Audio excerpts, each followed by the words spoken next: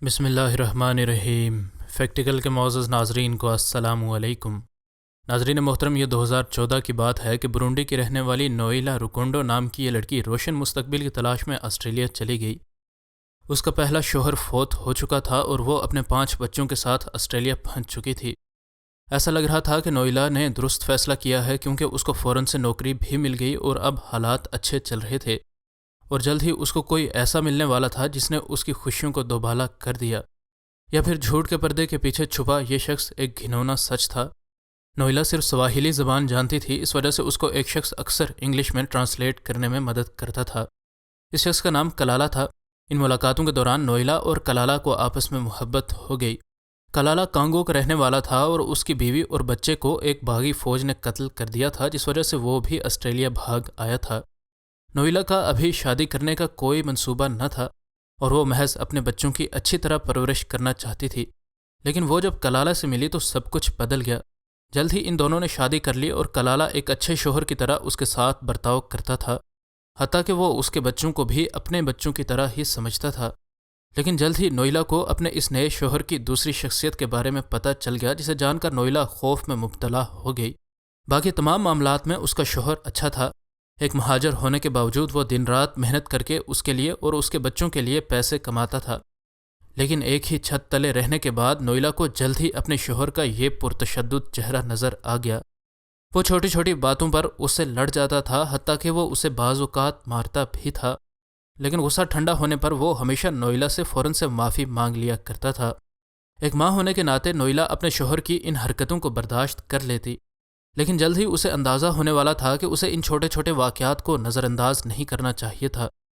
Burundi میں نوئیلا اپنی ماں کے ساتھ رہتی تھی اور اسے اکثر اپنی ماں کی خیر خبر مل جایا کرتی تھی، اور آج کے دن اس کو یہ خبر مل چکی تھی کہ اس کی سوتیلی ماں اس جہان فانی سے کوچ کر چکی ہے۔ جنازے میں شامل ہونے کے لیے وہ آسٹریلیا کے شہر میلبورن سے اپنے آبائی ملک برونڈی پہنچ گئی۔ اس دوران اس کی اپنے شوہر سے بھی فون پر بات ہوتی رہی۔ چونکہ اس کا آبائی گھر کافی چھوٹا تھا، اس وجہ سے اس نے ایک ہوٹل میں رہائش اختیار کی، اور اپنی ماں کے جنازے میں شامل ہونے کے بعد وہ تھکی ہاری اپنے ہوٹل میں آئی تو اسے وہ کال موصول ہوئی جس نے اس کی دنیا ہی ہلا کر رکھ دی۔ یہ کال اس کے شوہر کی تھی۔ کال میں عام باتیں کرنے کے بعد کال کے اختتام پر اس کے شوہر نے اسے کہا کہ وہ ہوٹل کے باہر چہل قدمی کر آئے تاکہ اس کی تھکاوٹ دور ہو سکے۔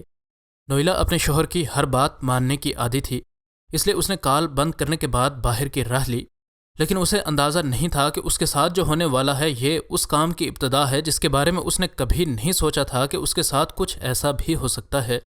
نوئیلا اپنے ہوٹل سے کچھ ہی قدم دور گئی تھی کہ اس کو ایک شخص اپنی طرف آتا ہوا نظر آیا۔ اس سے پہلے کہ وہ کوئی رد عمل ظاہر کرے، اس کا دل تب ڈر کے مارے کانپ اٹھا جب اس نے اپنی طرف ایک شخص کو بندوق تانے ہوئے دیکھا۔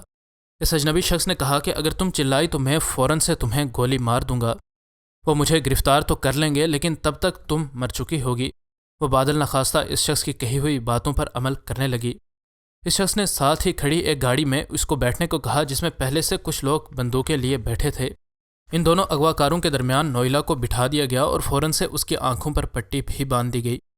اس کے اندازے کے مطابق یہ کار تقریباً 40 منٹ تک چلتی رہی اور آخر جب کار رکی تو نوئیلا کو دھکا دے کر اس کار سے باہر نکال کر ایک بلڈنگ میں لے جایا گیا، جہاں اسے ایک کرسی سے باندھ دیا گیا۔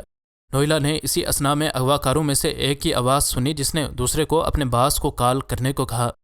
اس کے بعد وہ نوئیلا کی طرف متوجہ ہوئے اور اس سے بغیر کسی ہیر پھیر کے پوچھا کہ تم نے اس شخص کا کیا بگاڑا ہے جس وجہ سے وہ ہمیں تمہارے قتل کی سپاری دے چکا ہے۔ نوئیلا کو کچھ سمجھ نہیں آ رہی تھی کہ یہ لوگ کیا کہہ رہے ہیں۔ اسے تو یاد نہیں آ رہی تھی کہ اس نے کبھی بھی کسی بھی شخص کا کچھ بھی بگاڑا ہو۔ اس نے اغواکار سے پوچھا کہ کون سا آدمی؟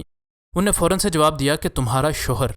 اس کو تو ایسا لگ رہا تھا کہ کسی نے اس کی دنیا ہی ہلا کر رکھ دی ہو، حتیٰ کہ اس نے اغواکاروں کو یہ بھی کہا کہ تم سب جھوٹ بول رہے ہو، جس کے جواب میں ایک اغواکار نے ایک زناٹے دار تھپڑ اس کے گال پر رسید کیا۔ اس کے بعد اس نے کسی شخص کو کال ملائی اور فون لاؤڈ سپیکر پر کر کے اس نے کال پر موجود شخص کو کہا کہ میں نے نوئیلا کو اغوا کر لیا ہے۔ اس کے جواب میں فون پر موجود اس شخص نے کہا کہ مار دو اسے۔ یہ وہی آواز تھی جس نے 1 گھنٹہ پہلے اس کو ہوٹل کے باہر واک کرنے کے لیے جانے کو کہا تھا، اور اس شخص کے ساتھ اس نے اپنی زندگی کے 11 سال گزارے تھے۔ اس کا شوہر جو اس کے 3 بچوں کا باپ بھی تھا، اس نے ہی اسے اغوا کروایا تھا اور اسے مارنے کا حکم بھی دیا تھا۔ جب ان لوگوں نے نوئیلا کو بتایا کہ وہ کیسے اسے قتل کر کے اس کے جسم کے ساتھ کیا سلوک کریں گے تو خوف کے مارے نوئیلا بے ہوش ہو گئی۔ جب وہ ہوش میں آئی تو تب تک وہ یہ بات سمجھ چکی تھی کہ اسے اب کوئی بچا نہیں سکتا۔ ابھی وہ خود کو اپنے اس دردناک انجام کے لیے تیار کر ہی رہی تھی کہ اس نے دیکھا کہ اغوا کاروں میں سے ایک شخص غور سے اس کی طرف دیکھ رہا ہے۔ اس نے کہا کہ ہم تمہیں قتل نہیں کریں گے، ہم بچوں اور عورتوں کو نہیں مارتے۔ یہ الفاظ سننے کے بعد نوئیلا کو کچھ حد تک امید لگی۔ پھر ان کے لیڈر نے اس سے پوچھا کہ تمہیں کیسے اپنے شوہر پر شک نہ ہوا؟ آج جنوری کا مہینہ ہے اور تمہارے قتل کا منصوبہ تو 3 مہینے پہلے بنا لیا گیا تھا۔ نوئیلا نے اپنے ذہن پر بہت زیادہ دباؤ ڈالا کہ آخر کب اس نے اپنے پیار کرنے والے شوہر کے ساتھ کچھ برا کیا تھا، لیکن اسے کچھ بھی یاد نہ آیا۔ اگلے 2 دن نوئیلا نے اس ویران بلڈنگ میں گزارے اور اس دوران اغوا کار اس کے شوہر کو بتا چکے تھے کہ انہیں اس عورت کو قتل کر لیا ہے اور اسے زیادہ پیسے بھی وصول کیے۔ ادھر آسٹریلیا میں اس کا شوہر اپنی بیوی کی موت کا دکھاوے کے لیے سوگ منا رہا تھا اور ادھر برونڈی میں اس کی بیوی اپنی چال چلنے کا منصوبہ بنا رہی تھی۔ 2 دن کے بعد ان کرائے کے قاتلوں نے نوئیلا کو وہ بتایا جس کو سننے کے لیے وہ بےتاب تھی۔ انہوں نے نوئیلا کو بتایا کہ تمہیں تو خوش ہونا چاہیے کہ ہم با اصول قاتل ہیں اور تمہارے پاس اس ملک کو چھوڑنے کے لیے کل 80 گھنٹے ہیں۔ اس کو سڑک کنارے چھوڑنے سے پہلے ان نے اس لڑکی کو ایک میموری کارڈ دیا جس میں تمام ثبوت اور اس کے شوہر کی ریکارڈنگز موجود تھیں۔ رات کو اس اجنبی سڑک پر نوئیلا کو محض ایک ہی بات سمجھ آ رہی تھی کہ اس کے پاس ضائع کرنے کے لیے بہت ہی کم وقت ہے۔ نوئیلا نے فوراً سے اپنی چرچ کے پادری کو کال کی تو پادری کو تو یقین ہی نہ آیا کہ یہ نوئیلا ہے، کیونکہ اس کا شوہر اس کو بتا چکا تھا کہ وہ مر چکی ہے۔ اس کو اس کی آواز سن کر بے حد خوف آیا اور تھوڑی دیر میں وہ کچھ نارمل ہوا تو نوئیلا نے اس کو اپنے شوہر کی اس گھناؤنی سازش کے بارے میں بتایا۔ ادھر اس کا شوہر ہر روز اپنے گھر میں ان لوگوں کو اٹینڈ کرتا جو کہ اس کی بیوی کے فوت ہونے پر اظہار افسوس کرنے آتے۔ اس نے سب کو بتایا تھا کہ میری بیوی اپنے آبائی ملک میں ایک حادثے میں فوت ہو گئی ہے۔